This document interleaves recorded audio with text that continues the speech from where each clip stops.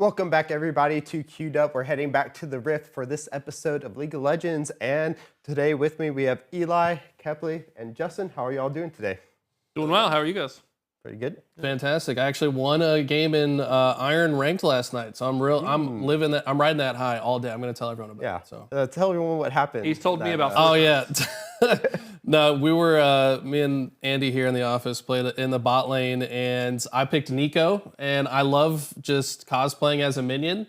I followed the enemy Zed player through the jungle as a caster minion, and he didn't think there was anything weird about that, but. Then as soon as my MF showed up, hit him with the stun and then killed him instantly. So it was a good time. I would like to see you cosplay a minion in real life. I mean, I think I could pull it off. You just got to get like a cape and like a wand, I guess. You're basically a wizard. It's like a wizard cosplay. Yeah. If J-Dog wins fantasy, he has to cosplay as a minion. Oh, Deal. Okay. Deal. Locked in. You heard it here first. But we're going to go ahead and jump into Around the League. We have officially entered playoffs, play-ins for playoffs for all of the leagues here. So we're going to go ahead and jump in to see how each region is doing so far. We're going to start off with some LTA action. So we'll let you guys kick it off. Yeah, so in the South region, we had 3 matches happen. We had VKS versus Pain, which VKS took 3-1, which I think was an upset by most people's estimations. The match that wasn't that interesting, in my opinion, was Red Cannons versus Leviathan.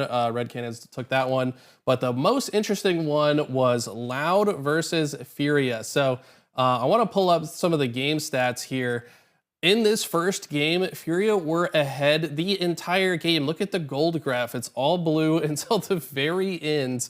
Loud's team fighting was incredible. These guys' communication is on point. I actually watched the Loud YouTube channel releases like their gameplay with comms. They all speak English, so that makes it easier for me to understand. Griffin's actually an American player, and I'm now becoming a big Griffin fan. And there's 2 Brazilians and 2 imports from Korea as well. So this squad was very impressive. They would ultimately 3-0 just from sheer out team fighting, in my opinion. Yeah, that Orianna-Wukong combo that they had in the mid-jungle, that's one where even if they get behind, it's such an effective composition in like late-game team fights. Wukong can so reliably deliver that Orianna ult onto anybody on the other team. So I think it gives teams a lot of room to play with. I know we'll talk about fantasy later, but I had Griffin in mind. I think a lot of us have Griffin in a lot of our picks. So he's been delivering tons. Love seeing this player down there. I got big hopes for them in the promotional tournament that's coming up. Are they going the distance? See, that's what they've got in front of them, because they play they play Red Cannons next. If they beat them, then they would play Pain and then Ultimate VKS. Low key, I kind of think they're riding some momentum. It feels like they figured something out. Like you look at their record leading up to this, they played against Pain and VKS and lost, or 2 top teams that were very difficult. So it looks like, oh, they're 0-2, they're not that good. But then they come back, and I feel like they learned from playing against those tougher teams, and they're gonna actually have a good chance to make that lower bracket run. Yeah, I mean, if you look at Robo, Redbird veterans in CBLOL into LTA South have been really good. This team, in my opinion, for like split 1 and 2, were just kind of missing the mark. And then when they made the change to bring in Griffin and Jewel, I believe, in the later half in the split 3, they kind of just really picked up. And I was talking to Eli about this yesterday, but they actually had a really tough split 3 where they played multiple of the top teams before playing against, I believe it was IS at the end to finally get that one win that boosted them up. And they have just looked incredible since. And I've been a big Griffin fanboy. He came over from the, I believe it was Challengers for T1. He spent time in Korea, learned a lot over there. I believe, you know, he's really important coming to the LTA because we need some of that regional representation back in the LTA here. Hopefully, maybe he can come to LTA North eventually. But I think he's done a great job. That Wukong game, he had a really nice triple kill that kind of really pushed them forward. And this is a really fun team to watch so far. Yeah, his Volibear is also insane. The Volibear plays were going crazy. I want to say this was, well, this is game 2. Okay, so Volibear I think came out game 3. But the Skarner was kidnapping everyone this game as well. Jewel, though, was the guy that kind of carried in a lot of situations, to be completely honest. Jewel was popping off. And Route, of course, on the Lucian goes 43k damage here. But a lot of that was opened up by Griffin's Volibear, and I don't know. I just really like this team synergy. I feel like they know how to prioritize targets in the team fights really well, and that's why they kind of were able to pick them apart in this series. Yeah, I think it's good. I am personally a big Red fan, as we're gonna see later. Okay. So I really hope that Loud doesn't run the distance, but it'd be cool because I'm a Redbird fan. You're in a bad position, a tough position though, because with them competing down for that third spot, whichever team loses in that is out of contention for Worlds. Like winning the LTA South is still on the table, but that Red Canids versus Loud match is for the last spot in the LTA Championship. Is that what they call it? I don't know. They got weird names. Yeah, LTA Championship. Yeah, that's so what we're going to, you said Red Burt or Red Cannons? Red fan? Cannons. Red Cannons. I am also a Redbird fan. Well, he is loud though. Anything red, Kepley's about it. Yeah. Yeah. 'Cause Except for Red Burt FaZe. is loud, so maybe you want them going. But yeah, so speaking of LTA North though, LTA Championship, we do have the LTA North. So we're gonna get the rundown on that. Yeah, LTA North, we had a pretty exciting week overall, all things considered. A lot of it to be expected, though. Liquid losing versus 100 Thieves. Anyone would have called that Liquid's garbage. And then C9 versus Disguise was quite a banger, so I kind of chose that I wanted to really key in on that one. And also FlyQuest versus Shopify Rebellion. Even though Shopify is on the up and up, I feel like this is expected 3-1 series. But Disguise versus Cloud9, despite what those results say, gentlemen on the desk, 3-2 for Cloud9, Disguised was the better team that day. I understand Cloud9 won, so on paper they're there. But game one, this was Disguised game. One play, they get past Otacon. They don't throw that team fight there. Disguised win this. They close the series out 3-1. It's nuts to think that this is a world that we're talking about. So Cloud9 kind of faltering there. It was just Otacon play alone here for game one. And then I just, highlighted Disguise win because they're gone, right? So then I would talk about game 3 and talk about game 4 because 2 and 5 were as you would have predicted this, right? That Cloud9 would just stomp them. But here we have Disguise just really stepping up to the plate. The Anivia pick by Darkwings was huge, right? I mean, such a good counterplay for lane management. Ezreal with Rahil there popping off 6-1. And then you go into game 4 and it's more traditional, right? This is something where Cloud9 got a lot of picks. You could argue the Yorick is something that you don't want Thanatos on, but Castle was above and beyond better than Thanatos this whole series, in my opinion. And it's just a shame that when it mattered most in game 5, and you really game 1 with that throw at Atacon, that Disguise dropped the ball and they're gone from the league. But what an exciting end for them. And it sets the stage up. We go back to the bracket for a moment and we look at what's coming. Cloud9 now, you would have expected they're the third team in. But 100 Thieves look so good against Liquid.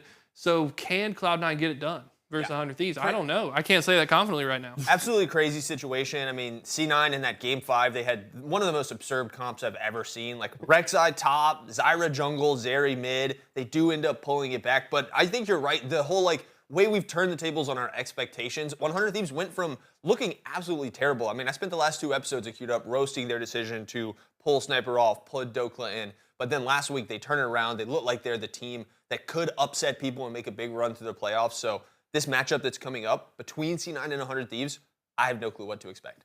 No, I have to agree because, I mean, you look at C9 barely defeating Disguise, which I agree, they're definitely upgraded. Darkwings has been incredibly valuable for that team, in my opinion. He's like a godsend for them. But it's like you barely beat a team that was historically struggling, and now you're going up against a team that's got so much fire behind it. Like, they're just on this upward trend. Of course, they beat Team Liquid, who, let's be real, have been really struggling. They didn't even win a game in this playoffs, which is pretty rough. But yeah, I'm excited for this. I don't know which way to predict. I'd probably give the edge to Cloud9, but I would not be surprised if 100 Thieves pulls it out. I think we should take a second and talk about TL and their just full meltdown. Yeah. It's been a nonstop thing in the news cycle right now. People are saying, the coach in the vlog is saying that this is potentially the worst team environment that's ever existed. Chris, how do you think? Well, we have to put him in the ring with Dignitas and see who actually comes out on the edge with that one, because I think when it comes to bad environments, Dignitas may take the cake on that. Obviously, you're going to have a little bit of harsh words coming off of a loss, especially with a team that is expected to be in that top 3 with the roster that they have. And then also you see Spawn talking about how UG was someone that he was giving, saying that had a good positive environment being brought into that worst team.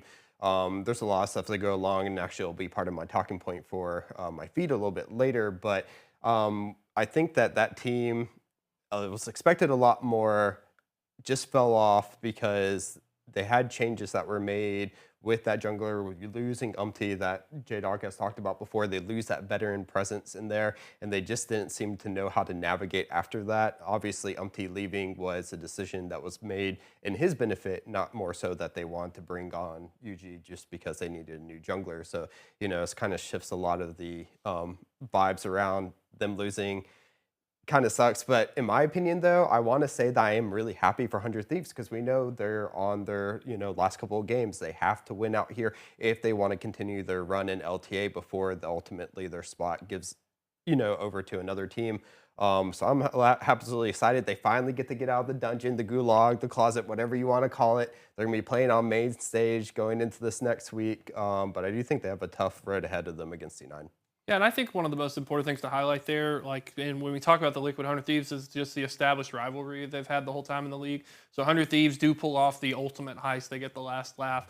But for me, it's all about the story of 100 Thieves, right? And that's why I want to pull for them over Cloud9 in the craziest scenario I've ever been in, is because it's the factor of what if, right? So if you're Nadeshot, you end the season, you make it, you happen to qualify for Worlds, 100 Thieves goes to Worlds. I know that the expectation is that we're going to lose at Worlds, but what if 100 Thieves is the team, right? 100 Thieves is the first North American team that wins Worlds. Do you leave North America and you have that mic drop moment, or do you stay? Right? Do you suddenly see value in that and your sponsors are like, we're the North American first winning team in Worlds. We want to stay in this league. I don't know. It could be interesting, especially with some of the rumors circulating around.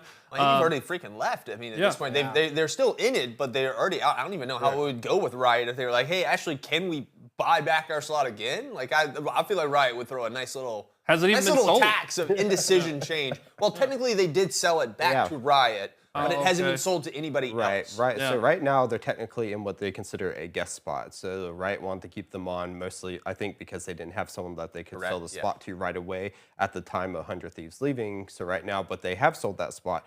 And there are, of course, rumors going on of who may not have it. We'll talk about that. They're going for a buzzer beater. They're trying to win the split and win Worlds, and then right before they get out. If Disguise keeps popping off like this, give the slot to Disguise, and then let some of the teams from the promo tournaments come in. That would be great. But I mean, that's pretty much it for LTA North. So I know J-Dog, you paid attention to LPL. What do you think about the LPL? Yeah, LPL is an absolute mad place right now. Always. The Knights Rivals portion of the bracket just finished, so we said bye to some of the bottom teams in that.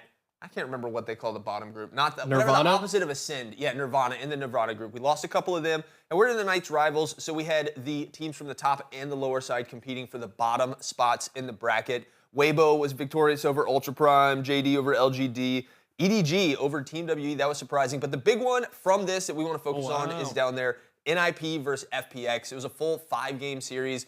A lot of crazy stuff. There's a moment in the game number 5 that we have a clip for that we'll pull up where the fight goes down. It's absolutely insane. The deficit that NIP was at in this game looked absolutely insurmountable. The next day I come in, I show it to Chris.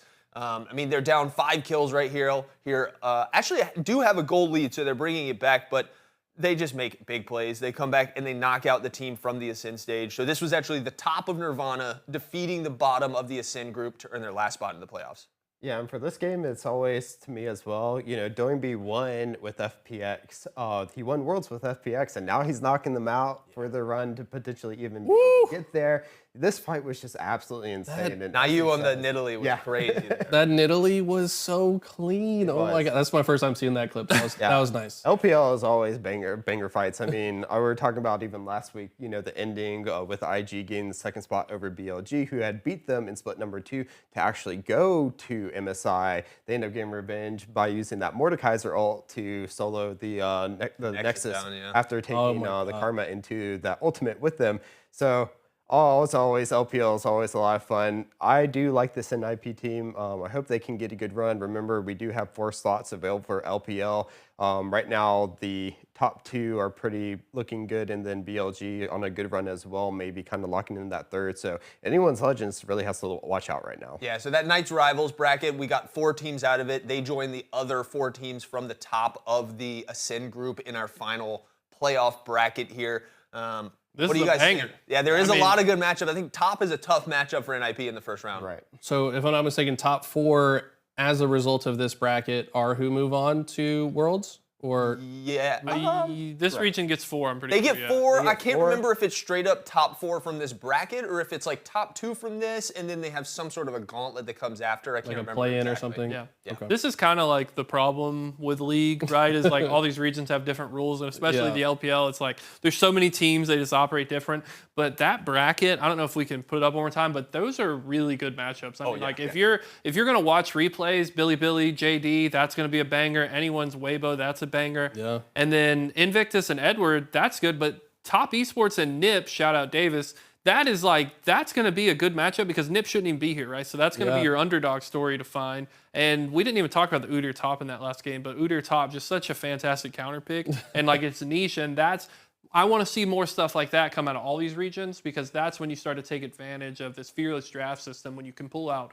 cool picks like that. Like no other regions pick. I do feel like in the LPL specifically, there's a lot more like off meta picks that we're seeing, which makes it a lot more fun to watch, to be honest. Because I'll be honest, like sometimes you don't want to watch the same exact characters play against each other, but when you see the Nidalee pop out, the Udyr, I can't wait to see how this bracket plays out. Yeah, what happens when you have 16 teams. A lot of them have to innovate. To the point, though, there is going to be regional finals. So it will be the top 2 that qualify from this playoffs will go to Worlds, and then 4 through 6 will then play in a regional finals. Okay. Where the top 2 from that one will then also take the 3rd and 4th place spot. So they got an extra chance if you don't get top 2 in there. Yeah. Yep. Make it to the grand finals, and you're at Worlds. After that, you got to fight it out. And the crazy thing about LPL, we keep talking about it, it's so competitive. You know, I think there could be any of these teams to be the 2 that pull out. It's just really, really tough to pick any of these teams. I think a big one, too, could be AL. There's a lot of expectations on this team. I think Weibo is a very reasonable match for them. They should handle that easily.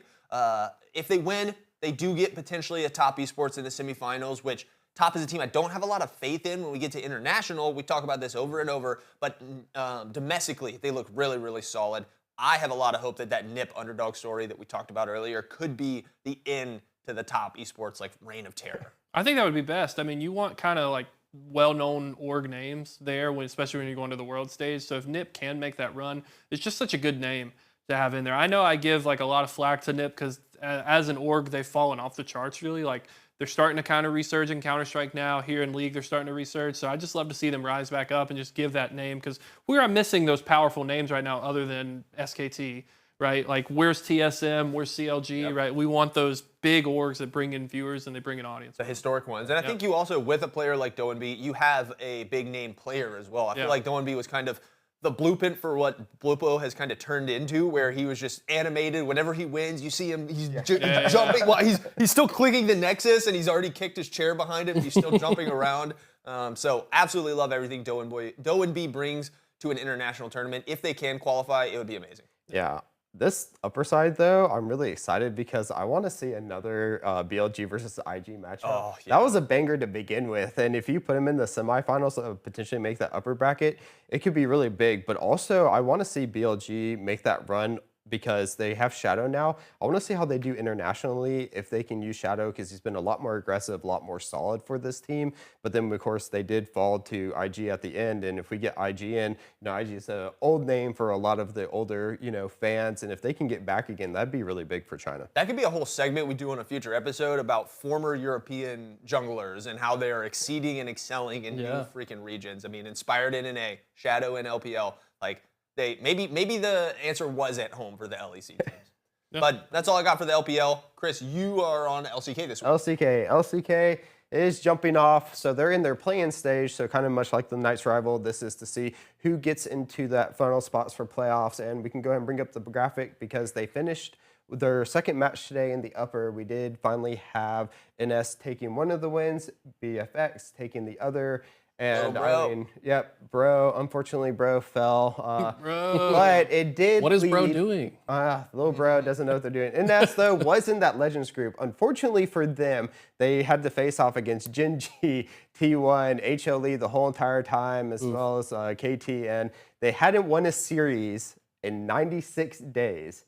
As we see there, 96 days. They haven't won a series. They finally broke that with their win versus Bro. So maybe this is a little bit of, weight off of their shoulders because they want to make it into that playoffs to potentially make it into, or the play-ins to make it into playoffs. And they did a really good job, but it was a really close match. We'll take a look at some of the stats here. And I mean, oh man, Gideon was a complete force for them in the games that they were able to win. And they're playing a lot of what we see, we have the Oriana match with the Pantheon. Again, they're old. Then, of course, we have Jiwoo on the Nico. Misfortune popping off. Yep, the Nico. There you go. Nico's Classic so name, too. I mean, Lahin's a very, very skilled support player we've seen a lot over the years. So to be 96 days winless. But I think this is like No, it was Bro that showing. was 96. Yeah. Sorry. Yeah, I think this kind of shows the little bit of struggle that they had in the Legends group. You'd expect them to kind of come into this, being strong since they faced off with so much, strong opposition through the whole entire season. But it kind of got to them. They end up dropping that game 3 and 4 there. I didn't bring up the stats, but they really had been struggling. And I think we finally saw the light for them at the end of the tunnel in this series. They're able to pull off the win.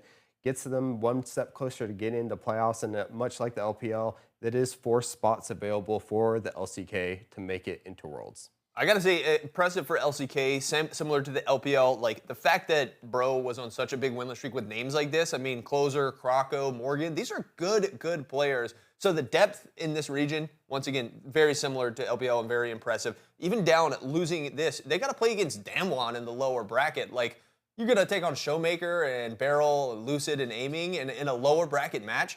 It's tough in the LCK. Yeah, good luck. I mean, I think Bro is missing the greatest opportunity to put Broloff as their icon instead of whatever that is. I'm not as familiar with the teams. Like, I don't even know what NS stands for.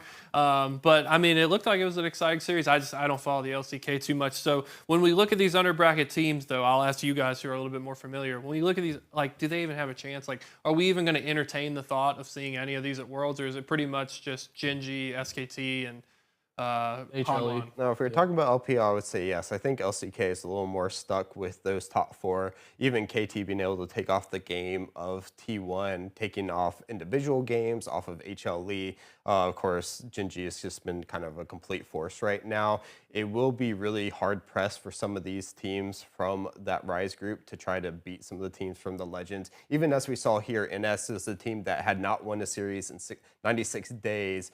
Was still able, to take the win off of Bro at the end of the day when they played in that series, and that probably was one of the best chances for one of those Rise teams to be able to beat a Legends team. Right now, I'm going to say no, but we do know how LCK playoffs are. They are absolutely nuts sometimes, and we can see some big upsets. And LCK, similar to LPL, they get 4 slots. So really, you just need to make it a top 4. You could not beat a T1, Genji, or Hanwha and still make it to Worlds, but in terms of winning the split, taking a first seed from one of them, very low. I'm not putting any money on it. It's just the nature of LCK, right? Like the Legends group always playing against each other means they're getting incredible practice all the time, and the other groups just don't get that. So I honestly think that Nongshim being destroyed by the top teams repeatedly probably made them good enough to get this win. So that's how I see it.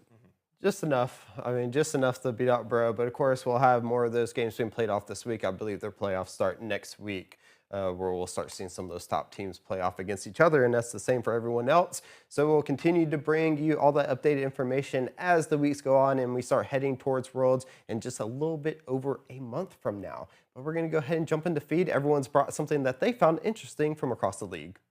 Yeah, so I'll start things off. I've got this clip from Disguised Toast. He's talking a little bit on his co-stream during one of his things. Let's check it out.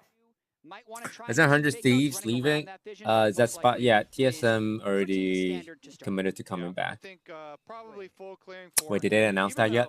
Zin has a good individual matchup. A lot of the lanes just kind of want to. Yeah, so he gets asked about his viewers, like what's going on with 100 Thieves in their crazy, next year type deal, and he's got a little bit of nugget for us. Apparently TSM is coming back. They've already committed to it. But let's be honest, this is Toast. He's a historic memer. What do you guys think? Do you think this is plausible? Could we see TSM return? I mean, we thought that they were going to the LPL when they left the LCS back in the day, but that has not come to fruition. I mean, whenever I hear Toast talk and he does a little side-eye thing, like I just hear the Among Us like villain sound in my like this guy is a notorious troll. It would be awesome to see TSM. I'm from Halo, and TSM randomly got a team in Halo, which was like surprising to me. I'm like, this org even knows we exist. I'm surprised, but it shows that they're kind of like willing to come back and invest in different things. So it's not implausible, but like you said, it's from Toast. Anything could be possible. I believe in it so much that it should be this episode's thumbnail. Right? TSM is back, and it needs to be a picture of Dyrus on the left, TSM logo on the right. TSM's back, baby. I honestly though, like memes aside, I know he's memeing here, but that would be the best thing that could happen to League of Legends North America, in my opinion, is TSM comes back. We start to get TSM versus Cloud9, TSM versus Dignitas, right? It really started to dial it back. TSM versus Liquid, which basically curse. And then the only thing you're missing there is CLG, right? And like that's when you're back in the glory days of you have these orgs that people could cheer for. I was big team Baylife, big team Dyrus. And so I hope that if they do come back, they bring some of those names back with them. Bjergsen as the coach, I mean, it'd be lit, man. You'd have so much nostalgia. The league would be perfect. Don't worry, Double F's coming out of retirement once more. You heard it here first. In the jersey. TSM is coming out. He throws like a streamer jersey, just a normal T-shirt in the trash can this time instead of a he's an expert jersey. at bad teams. Yeah, Look at the airport. That's why he left New York Airport. It's, he knew TSM was coming back, so he could jump back on it. I mean, all things aside, I'm with Cap. You know, obviously for me, like TSM was one of the big, teams that got me into esports. They were who I followed from an A from the very beginning until C9 entered the field as well. And as much as I would want them back just for namesake, I don't think it's going to happen. But I think from Toast, it was the perfect team to throw out there. If you're going to make anything believable and make people click on one of your videos or clips fast enough, it would say TSM is coming back. But I don't think it's going to happen. I think they have a better shot getting into the LPL and taking, one of those spots than we see them coming back. TSM will always live in our hearts, though, because the fans will always chant their name. That's right. And speaking of chanting TSM, I'm not seeing enough movement, but I am seeing Ninja come onto the Rift. And I think this is really important because Ninja is a huge name who kind of a closet League player, right? Like he doesn't really promote this as much.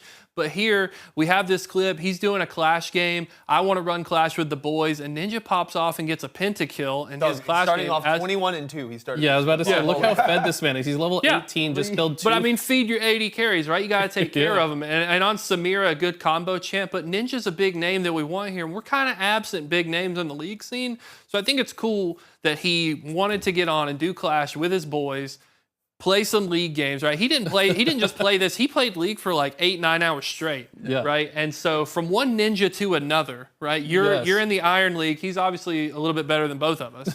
Like, what do you think of that clip when you break that down? No, it's hype. I like watching Ninja play League. Me and Tyler go way back. I was one of the players that he first played against back in the Halo days. But I usually typically see him on like a Varus or like the standard like Zig. ADCs. He plays Ziggs a lot. Yeah, Ziggs. But it's cool to see him on the Samira and he's popping off. He knows the combos. I gotta respect it. You got the combo down. It's pretty good there. Yeah, I mean, we're seeing Ninja. We've seen Ludwig come on. Like, for a long time, we only had one big streamer, and it was Tyler One, right? Which nothing against Tyler One. I love he doesn't even play Tyler. League anymore. Yeah, he does, but he's off speedrun and all. He's chess champion, whatever, Loving his children. So to have more names come here and inflate that space again, I think will be huge because really like we need to balance out K-Drill and we need to balance out I Will Dominate in the sense that like the scene lives and dies by them too much, especially with co-streaming. You don't have something outside of that from esports to really make the scene thrive anymore, in my opinion. So just seeing these moments, I think it's kind of huge. And I think that we will see even more of this when WASD comes into play. And it's going to open the doors for a lot more players. That's why, folks at home, I think WASD is huge for the game. I understand that we're used to the traditional kind of point-and-click movement. WASD is going to open the doors. We're going to get more people in. That's big. Yeah, I actually regret that I was a little less prepared because there's a hilarious follow-up clip to this from a future game, or maybe it was earlier in the stream where he's playing Ezreal and he just fully bonks his flash into the wall and then messes his Ezreal dash up too. And just the duality of League for some of these big streamers like Tyler is just so funny. They get the amazing moment and it fuels all that passion you have. And then you have 3 really bad ones in a row and you're like, yeah, I'm gonna take another month off. Yeah, Marvel Rivals may have rejected Ninja, but we in the League community, we embrace him. Eli, what's your topic, buddy? Let's hard Chris, It's Chris. Yeah. Oh yeah. Look at that. I'm left. it off a little. We have a whole clip, and Try I'll to go transition. ahead and lit the clip because we've been inspired by some Ninja's play. So let's listen to another inspiration. I don't know why.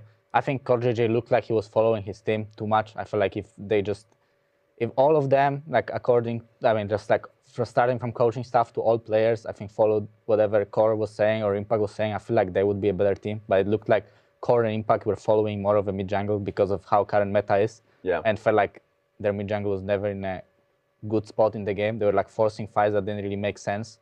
Like every game, like especially in that series against 100 Thieves, bot lane was in such a good spot.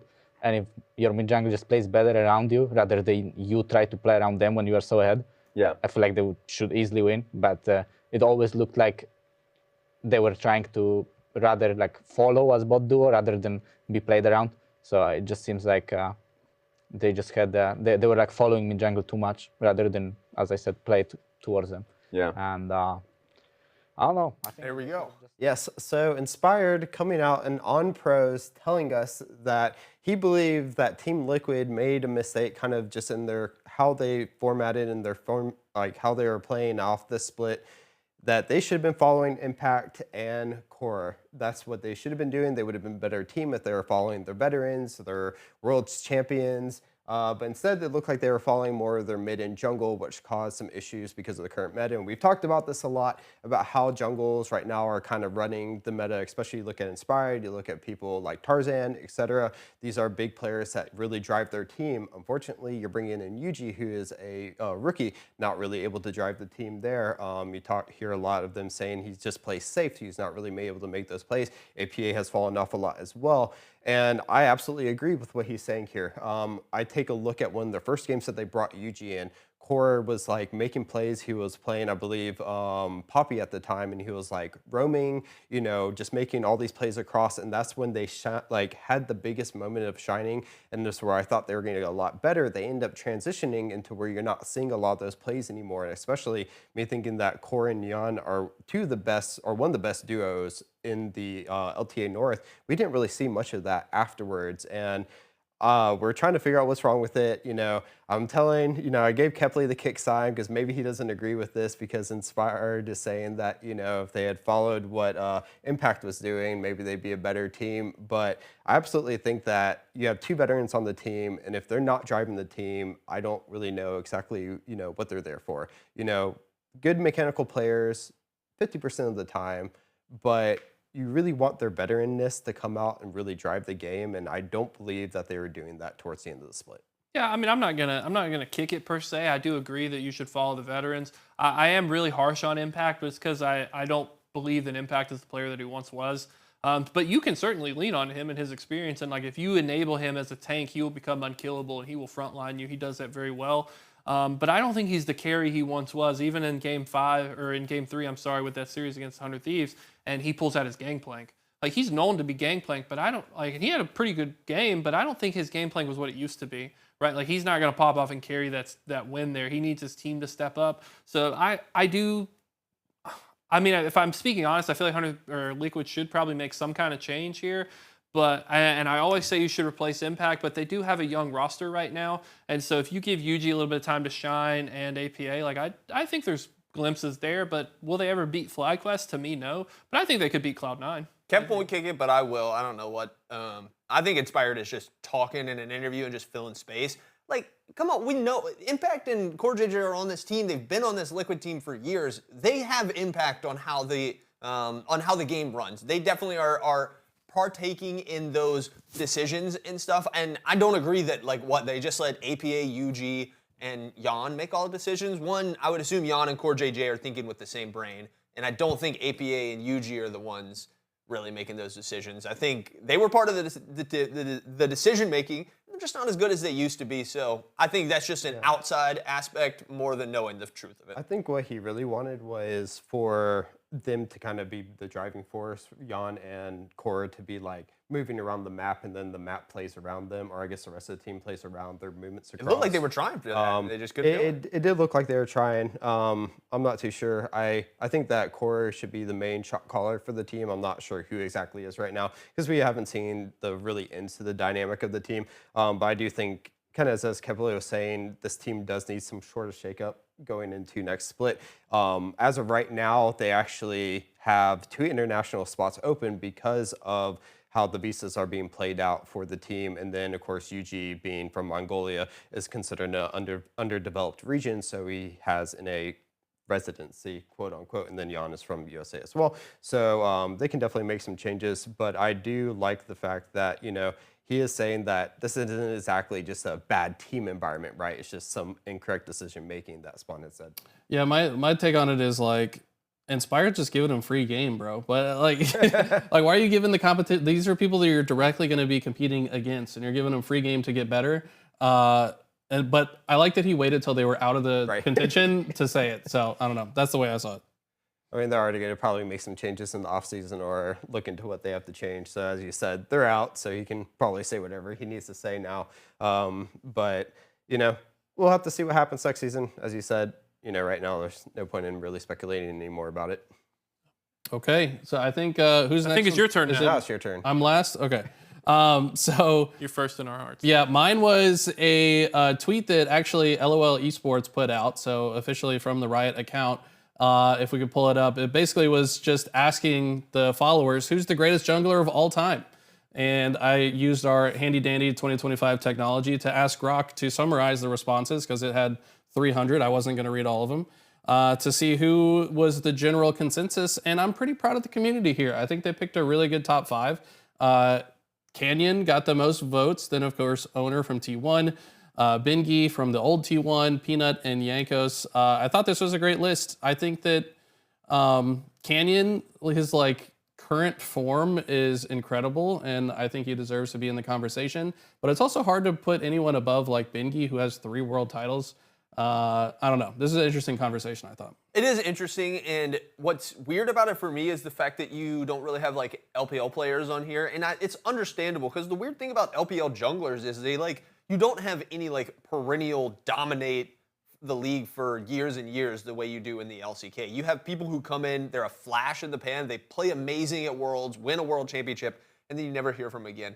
Who was the FPX jungler? He looked so good in that Worlds, but I literally can't even remember his name. He played Lee Sin and it was insane. You have Wei for IG and all these LPL junglers that just don't make it. So I do kind of I like the list, but there's a missing I don't know, Chinese flag there that needs to be represented. Just the combination of all LPL junglers or something. For sure. Yeah, to me it's not even a discussion.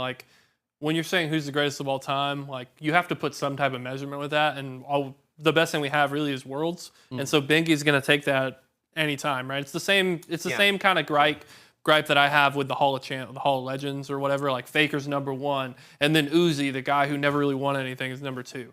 And it's obviously you don't want it to be a whole, SKT roster in there, but that's why leagues shouldn't have done the system different. They should do a class base instead of one person. You kind of remove that, right? So then you're inducting who were the greatest people to have their team carry them and perform well. Well, I'd put Uzi in that conversation, but I also put someone like Mac Noon, who was a top laner who did the same thing as Uzi, but in the top lane. Yeah, right. Back and a half right there. Right. So there's so many players. There's so many players in that role that you could fit with that. So who's the greatest jungler of all time? The guy with the most championships. I mean, it becomes a Braun versus Jordan type situation too, right? Do you respect the old days when Bengi was winning, or do you respect the guy that's winning right now when it's arguably more difficult to be dominant, right? Yeah, he's not winning championships. I mean, he hasn't won Worlds yet, so that's the thing. But Canyon, if they continue on this run, I think they're the favorites to win Worlds this year. But I don't know. We'll have to see, though. I mean, I like the list enough. As you said, there are some LPL that are kind of missing off, and then it had a lot of current as well. Big shout out to Yankos, though. Yeah. I mean, that's a well-deserved spot, from the Europe. Don't you make that face, dude. Yankos with G2, phenomenal jungler. Yeah, definitely. I mean, that guy made so much world impact. Did he ever... If he was retired right now and not losing to Verdun in the NLC Summer lower bracket with a good team, he's in a lower bracket EU regional league with 3 other former LEC players, and he's losing to full amateur teams. It just pulls away from it a bit. I love the rest of his team's amateur, bro. He's basically retired. He's in the retirement league, right? That's why I feel like if you're on this list, I don't put a lot of you're gonna run that, John. He ran Europe his whole career. Honestly, I would have put Tarzan over him for right now. No, I looked at my list of LPL junglers. Tiana was the one I forgot, but the LPL jungler who I feel like should be included in this list is Kanavi. That's a good one. Kanavi. I can respect a Kanavi conversation, but Yankos is, just for his region, his dominance, it's very similar to SKT. Yankos ran the region his whole career from Rocket to G2. that guy's just so dominant in that force. When he was on a team and he led, he could play any style jungler, Sejuani. He could be a carry jungler. He did it all, man. The only thing he couldn't do is get Europe to a Worlds win. And, like, how are you going to hold that against him? How long till Inspired replaces Jankos on this list for you guys? A long way because he's in North America. No. Wow. Yeah. I mean, it's just like, I think objectively honestly, Inspired puts up a higher level of like peak performance. but his team is very unlikely to like win big tournaments, right? Maybe Just just, because as likely well, as I G2 mean, was. I don't know. Well, yeah, I was saying. I just have to as see likely as FlyQuest G2. perform at the international They at stage. least, they need to sneak their way to like an MSI finals or something. Or top 4 for me at this point in time. I would say top 4 would put him over. They were close. I mean, I think Close with outside no of, cigar. I think honestly, if we're, in my opinion, if maybe not for Fearless Draft, we could have seen them possibly even take something over BLG at MSI. Only time will tell though to see if they get to Worlds now. How can they do? But that'll wrap it up for our feed for right now. We're going to go into one of our favorite segments. It is time to jump into our fantasy league. As we have been running through the split 3, we've been doing a fantasy league from LTAfantasy.com. We've been choosing our teams, seeing who racks up those points. Unlike Kep and I, who decided to miss a couple of weeks, we're trying to bounce back. But That was we've been my having excuse a lot of earlier. fun. I'm just not racking up points anymore. He missed week 6 too. He's been in the roster but missed it. But we're still having fun regardless. We'll go ahead and take a look at everybody's previous teams as well as their current teams as well. Team Tumbleweed, baby. I got Fudge. You're going to know something here. I'm all in on who I think is making deep runs. Shopify and Red Kalunga. I think that this roster, low-key, kind of stacked, and I think that Shopify is going to make it to finals. I'm banking more points because more games. So I went all in because Red had a dominating 3. They lost 1 series, which put them in a lower bracket run. Great for point farming. And I think Doom and Rebello are going to pop off. And This of looks course, like a Hail Mary pick. You go high upside to try and to make the gap back up. But Chris, you're next, I right? didn't pick Liquid. That's what matters. Smart. Yeah. All right, so I'll just go over my brief ones and talk about my kind of picks a little bit later. But I do have Thanatos, Griffin, Jewel, FBI, and then Scrambler. You're puffing on that Jewel? Yep. Heck yeah, man. 2 loud right. players. Okay. Yeah, so Oh, 2 Jewels. I'm going all in on Loud. Wow. But the I'm same- winning this week. No shot, bro. This is great. No, listen. This, It's going to be if a I'm quiet in, week of points. if I'm in 3rd place, the only way that I can come back is to pick the team that gets to play all 3 days this weekend, right? Yeah, they don't. They get to play 1. I think, well, Loud, if you believe in the hype train, okay, yeah, it's unlikely. However, if they get to play all 3 days, I'm going to get a lot of points. And then Fudge, I agree with you. I think Shopify makes a run to the finals. When I show you guys my roster, I'll explain why you're logically flawed. For me, I've got Weiser in the top, God. Griffin in the jungle, so I do agree. He's been a staple for me. I'm going to keep him in as long as I can. Quad, once again, in the mid lane. No, it's Quad this time. It was correctly Quid last week. Then FBI and Trimby. Here's the reason you guys' logic is flawed. You're trying to get who plays the most games. It's an average. It's not cumulative. You want well, teams- if they're going to make it the distance, they're going to have high they're going point to play values. a lot of games, lose some of them, and their averages are going to get pulled down. I'm telling you, Nah. FlyQuest, Quad's going to play 3 games in the grand finals, beat the dog crap out of whoever makes it there, and get me 60 points. How much did you pay for him? I don't even remember. Enough. Probably it's in the 18 budget. points. It's in the budget. Oh, we got to talk about Davis, and man. Davis. Look, Davis with the same kind of strat here. Yeah, Thanatos. Thanatos. Griffin. How did he even afford Thanatos with FBI, bro? It was Like, difficult. He was whining about it all day yesterday. Dude, I can't. tried to pick Blippo in the top lane. I couldn't afford anything else. Yeah, it's tough. But this Sales is a was solid cheap. roster. I'll give it to Davis here. Thanatos, Griffin, the party squad. Who's Okay, this? so this is the results from last week. So we're taking a look at last week. FNB from Red. Isn't this Chris? Yes. Yeah. So Oh, this yeah. is from last week. I didn't realize Chris- Griffin, Romer. Wow, Jan, Romer. I saw Romer Ayla. in some of our rosters this week. That's not a good performance for him. Yeah. We'll go Well, they on lost to to the VKS. next. This is Davis from last week. 105, solid. Not too bad. APA. I got owned this TL, week. TL is UG five points. You think you got owned last week? Wait till this week. bro. UG did not load into the Rift, unfortunately. So yeah.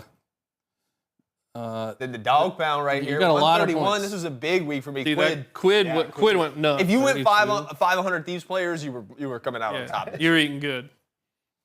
How come mine went before yours? I thought we were going ascending. I got 30 more points than you. But you're Yeah, next. well, look at Yuji, bro. I picked a liquid player. Okay, that was my problem. Hey, we both got 5 points on him. Yeah. All good. So that is the round 6 results. Yeah, I got last place on that one, unfortunately. Ooh, thank the Lord. I'm 4th place, baby. Overall. Oh, Wait, I moved up? Oh. You're in last? And Wait. I took 2 weeks off?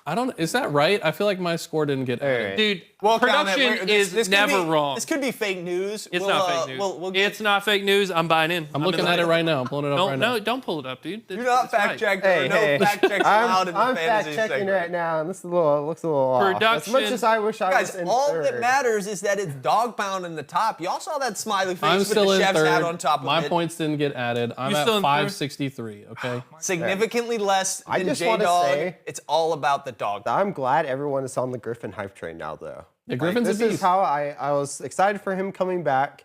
Put him at the very beginning. Was trying to have him run through my whole entire, split 3, except for the 1 week where they didn't play. I almost even had him just on that, just to have it there, but he didn't play. So He's got good vibes him too, out, man. but yeah. Listening to their comms is so fun. When they were 3-0ing Flux, they're literally talking about getting sushi. They're in game 3. They're like, let's end this quick so we can go get sushi, man. My concern, though, is that the hype is riding too high. It does have to end eventually. And it's about to. I did consider leaving Griffin off this week. Like, is this the time where I hedge my bets? I get out while it's high, and then he delivers a stinker or something like that. Eli went all in. I'm telling you, this is my week for the comeback. And Listen, Eli's going to get up Eli's- we're day gonna look one, at- next week and we're gonna look Eli's at going to his be scores. eating sushi with the boys while the rest of us are racking in points. I play fantasy like I play TFT, 1st or 8th, baby. If Loud don't make it, But you're in I don't third. care. Yeah, so the only way to get first is to have a team that's not expected to win go crazy. Next week, we're going to look at the results, and it's not going to be an error. Eli's score is not going to have moved. It's going to be accurate. It's going to be 0. Yeah, I mean, that's very possible, but I don't care. I'm trying to get the dub, and it's the only way to do it. Well, Dog I'm pound gonna is say on it. ahead of all of I this. think they can at least. My hope is that the Loud at least makes it to the LTA Championship, so they get the No, one more not win. mine. They get up to top 3. That's all they need is top 3. All they need is to win one more My round, and points they say get no. there. My points say no. They're not. Oh, you're allowed gonna to do look that. so funny if Loud pops off, though. I can't wait to Well, go all back they to need to this, do but- is I'm good win with one it. more series, and they make it to LTA. The championship, Yeah, right? the championship, because Yeah. it's top 3 from each region, regardless whether or not you win or lose. So we'll have to see who goes there, and then Loud, if you're watching this, let us know what sushi we should get. Yeah, also a question, do we know if during the championship, their fantasy will continue during that as well? No, I don't know when this, the there's fantasy no actually- more. This Zero might be the clue. last. I thought this could be the last one. That's why I went all in now, but it's like, so, like if we maybe look I could've at waited. rounds. I would be so amazed, Chris, if that website gives you any information about, Yeah. about what's going on in the We're future. just winging it. it's Yeah. the beta. It's Right the beta. now, All Worst I case, know- we'll just they've done pick this 'em. before. This is It not only the beta, says till okay? round 10, which would be the end of the regional playoffs right yeah. now. So there's like 3 more weeks. Then that makes sense. Then yeah, it will 3 run more through, weeks. Yeah. So of course we're going into week 7 with our most recent ones. Then it would go into LTA Championship because this is the last weekend. They're playing through all here. Okay, so we got- and then we 8, got 9, time. and 10. Most which should important be note fun. is we agreed earlier in this show, that's the clip we need to grab, that if J-Dog wins fantasy, you cosplay as a minion. Wait, I thought he has to cosplay. No, it was No, you. you have to and we cosplay. all You. agreed to it. Only so if it's Only if J-Dog If wins. J-Dog So J-Dog is wins. playing for you to be a minion. I don't know if I agree with these terms. Too late, So we're bro. in the lead. Too late. You're either 1st or 8th. All right. Yeah, Get there we go. first. it's a heist, man. We got You guys are buying the costume then. that. Well, Dylan will. Yeah, no. Charge it to the. We'll, charge it to we'll the write it all account. out. Yeah. Exactly. All right. I'll chip in. All right. Well, of course, if you want to play LTA Fantasy, LTAFantasy.com, you can play the last couple of weeks with your friends. If this goes into maybe next year, maybe we can open it up for everyone else to join us into next year's LTA Fantasy. If it's there, we don't know yet, but it's a lot of fun. It will so be. Manifest. Manifest it. There it goes. You heard it here, right? Make sure you play LTA Fantasy just so people can play with us. But we're going to talk a little bit more what's going on around the league. We've talked about, the big teams, the big leagues, but let's talk about Los Ratones has once again won the NCL. They're moving on to Masters. They have been invited first seed for NCL to move on to there. This team has been on fire, absolutely just ran their grand finals. A lot of fun watching Casual stream for it. But again, this is probably one of the most fun teams in League of Legends right now to watch, and is absolutely amazing that they're doing so. Yeah, the Rats almost complete. They're on the road to the Golden Road. They've won 3 NLC championships, winter, spring, and summer. In both of those 2, after they've won, they qualified to EMU Masters. They won both of those, so they got the potential for 2 different three-peats on the table. Back to back. These guys are next level. They're the most watched League of Legends team, like aside from maybe even like T1 or someone. Yeah. More people watch these guys than watch LTA.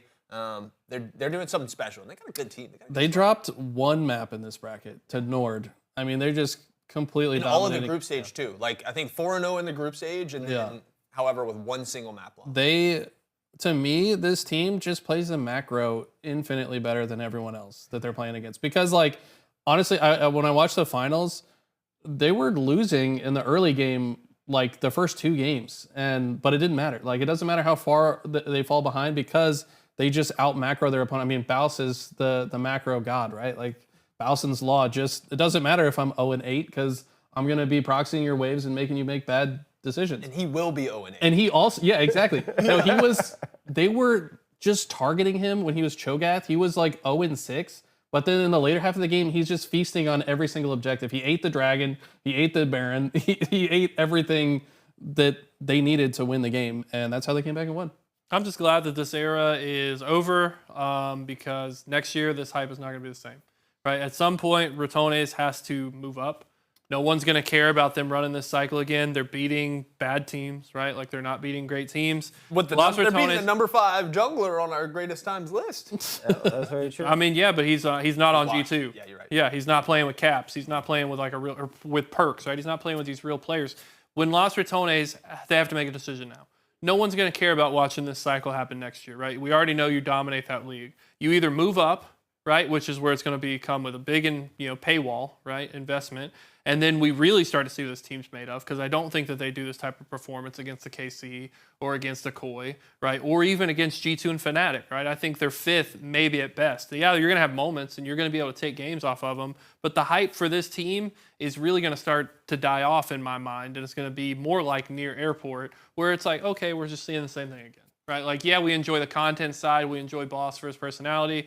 But from actual, like, watching the esports, we've seen the journey of 1 year. So you got to raise the bar, right? That's the way content's going to work. People aren't going to be as interested in it moving forward. I think it will depend on EMEA Masters, to be honest, on their hype. I think if they win this, the hype continues on to next year. I don't think they're near airport anywhere. But then they've won everything. Airport. What do you do next year? What's your next goal? Continue. What they want to see is them running and the content that they're putting out because it is more on a personal level that you can get towards this team than I think. Obviously, everyone knows that if they go to LEC, whether or not K-Drill is able to buy a spot or not, even if they came to NA, right, they would still struggle a little bit versus a lot of these top teams. I think it's getting into that personal level, being able to watch what they're doing, have the comms readily available for them, have K-Drill's personality really push up the hype for them because a lot of that is getting excited with him and what he's able to do with all of them as well. Of course, they're going to have a lot of tough competition. They have Carmine Corp Blue they have to play against, Los Heretics from Superliga, if I remember correctly. I think if they can win this, it continues on. Of course, LEC does not play like LTA. Unfortunately, there is no spot for promotion relegation, which means if they want to get in, they would have to buy the spot, which may be a little too hard at the moment. I don't think it would die off next year, though. I think it would continue to stay the same because people want to feel that connection with the team that they have right now, and it's kind of blown up to being a fan favorite team. I'd love to see them get into the LEC, but I don't really even know if it's plausible because like I don't know if teams are even trying to sell their slots, so how it would work seems weird. And I'm also unsure if even them coming to NA and doing something is even possible because even if they move, there are 5 European players here. Unless Riot changes some rules, like you need to have North American players, or maybe they just, I don't know, make them eligible for funsies, but I don't know if people would really be cool with that. So the question of what's coming in the future does have to be solved. I think it would be fine, though, if they continue their EME Masters, NLC runs, and they throw in some fun little, like, you know, like a Paris event where they get to play against Carmine Corp, show matches. Like, you know, we saw them play against T1 in the offseason after Worlds last year for a show match. That got tons of views too. Did, so I think there's room for them against to go. Cam, remember, as well. Yep, So they set up that show match, and that was insanely fun to watch between both of those teams. We need them in China for Worlds. I want to see them scrimming against Worlds teams on stream. That'd be cool. That's exactly what we need, right? NBA is the same time as Worlds. If I remember correctly. That was one of the. That was actually one of the choices that they had to make remake, if I remember correctly, because I actually haven't. There was pulled a up there right was a big here. breaking news story a few while. Right. Put it on rapid recap It's where 9/23 through November. So this is one of the things the that summer Cadriel- finals for EMEA Masters is in November. Right. So That's stupid. Yeah. So Cadriel was actually talking about whether or not he wanted to do it because, of course, him being a big, streamer, he went to MSI to stream at MSI. Would he still do this? Would he go to China to maybe co-stream? Yeah. But they have opted into playing that. They said that they will play at the MEA Masters, which is really good because there's a lot of work the players put in to get there, and obviously they can make a big run to win it right now.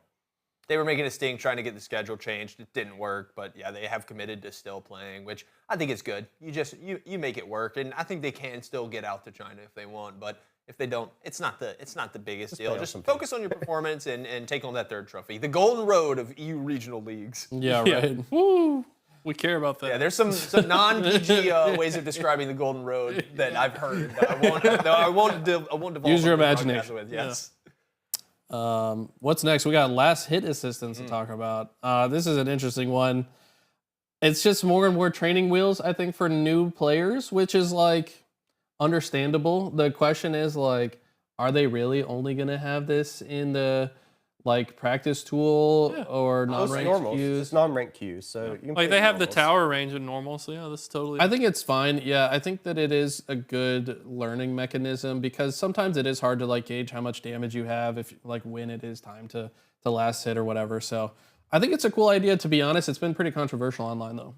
I mean, I think you take a look at something like this, and if it's not put into ranked queue, I think it's fine. And I think there's a lot of disconnect from a lot of people lately with some of these implementations. WSAD being put in, now last hit indicators, obviously the jungle timers and everything. If I think the jungle timer is something that's put into rank as well, but if you take some of these out, I think right now the main focus doesn't have to be necessarily being put people into rank. It's just people playing the game. And then obviously some people who play the game, once they get used to it, may transition into rank. But if you have people just playing the game altogether, then it's still good for the game because eventually you can maybe turn it into skin sales. Maybe eventually turn it into people wanting to watch the esports scene, even if they don't necessarily play rank. And I think this is fine. This is something that's already in Wild Rift as well. And I don't think it made the biggest of deals in the mobile game when you did it. You don't put it into rank because obviously it's, makes some changes into that. But obviously, a lot of these accessibility issues are really good right now.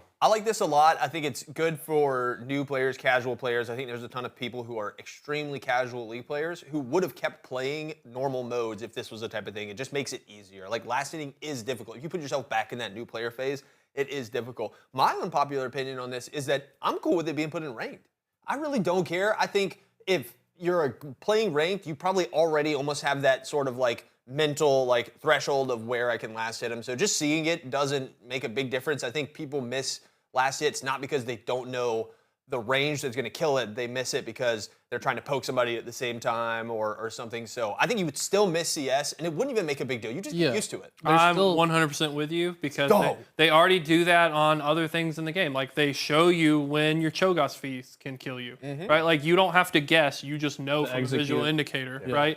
Like you know it for Pyke. You know it for all these different scenarios. So just put it on minions, like allow it in ranked. And even, you guys are talking about new players, but like even existing players who are support mains or jungle mains, I'm a great example of this. As a support main and as a jungle secondary, I never learned how to last hit. So when I go to that role, like my team fighting is really good, but I often lose lane because I just don't understand the thresholds and the values. But if you make that simple and I can start get reps in there and I can understand last hitting a bit better, well then I can evolve and then I can take over the whole Rift. On one point to that's not even necessarily towards the actual last hitting itself. I think it'd be good. You're talking about support mains. I think it'd be good for support mains to understand how to allow their AD carries to last hit as well. There's a lot of times that I'm sitting there and I'm like, okay, I need this support to hit maybe the minion once before the tower hits it, so then I can get the last hit. They hit it after the tower, boom, it's gone, right? And if you get that indicator, maybe it can allow, as you said, those carry roles who depend on farm to learn how to assist their farming laners or I feel like that might not work champions. though, because as a support, I'm not seeing your last hit assistance, so I don't know really where your threshold is. Well, it would Well, be. it would- I mean, once it turns white, you're talking so- about under tower last hitting, yeah. Right, correct. Yeah, so it's like once it turns white, So if they it's a know not to ranged minion, hit you or- melee it once. But tower so hits it once, they last hit it. my understanding of the assistance feature was it shows for you personally once like how Yeah, like the threshold based on your Yeah, yeah. damage. yeah. Right. So like If right, your damage but is that's different. still if it gets into that white. What happens a lot, especially for some of the lower rank supports, is they'll hit it when it's in that last hit threshold. If they see that white, they should definitely not hit it. Which is what I'm. But there, I guess I'm what he's trying to get say is, if you're the support player, your damage is different than the. I don't see No, your no, no. threshold. I got this. You're saying the support steals the last Right, hit, not yeah, under sorry. tower, Yeah, yeah. hits Right, it and then lets right. it so the turret Yeah, would destroy it. They usually hit it after. and Okay. so their threshold would see white, and I would want them to not hit it because they see that Okay, white. as a support player, anyone who does that, it's so obvious. You've got a support item. It I just last hits them, bro. honestly- The people who are making that mistake are so dumb. I think they will continue to make that mistake. A lot of people never make know that that. mistake under tower. I mean, like a lot of people don't know ranged minion. You melee it once, tower hits once, How carry hard last is that? hit. I feel like And that's then so easy for me to learn. Well, but people do it all the time. Melee know. minions double tower hit. Your 80 carry. Yeah, last well, we're hit. talking about- If you hit it, you kill it. Someone who allowed a ranged minion to follow them into the jungle, I said, I'm Yeah. just going to go ahead and say that some people who play League Exactly. need some of these assistant tools Yeah. to help them out. And my comment on it too is like, there's still gonna be a skill in CS, even if it was in ranked, because you still gotta like just because the ranged minion is in zone doesn't mean that that's the minion you're supposed to hit right now. Because if the other one has a white health bar, maybe you hit Yeah. that one first, and then Then you're talking about like you still lane gotta like management. choose the I want- order that you do it. I want them to go full Dota. I want to be able to deny lanes, like deny minions, right? that Like, would that's that what would I want. break the game. That'd be so wild. Yeah, I mean, but a feature like that isn't too overly complicated, so it keeps the simplicity of League. But like, yeah, keep evolving that Imagine system. Malzahar if that was how the game worked, and it would bounce to your own minions. It'd be nuts. Oh my God. That would be crazy. Malzahar one He's just one instinct- E. He's to 12 nuking his own minions. wave. Yeah. But I yeah, love it though. It's a overall, I good think it's addition. good, and I agree with you. I'm glad I'm not the only one or the one that had to bring it up. Like, put it in ranked. It doesn't I matter. think it's a little late though. I don't know if this is going to make any significant change for like the amount of players and the health of League of Legends itself. But in the eventual world, couple years down the line, where we get a League of Legends 2 or something, if they keep this in, it will be a big boon for new players. They and I need to think will put it build in with WASD. Yeah. Well, As long as they do that, you couple all this new player quality of life stuff. WASD, Yeah. I think will bring more people than last hit detection, but it'll be a good thing that'll keep the WASD players. Yeah, And I think that's kind of what it's aiming for, a little bit of what we're doing now. But you let us know if you like this edition of the Last Hit Assistance, and whether or not it'll help you, but we'll wait to see how that all plays out. That'll be all for today, though. Thank you all for joining us, and we'll see you all next time.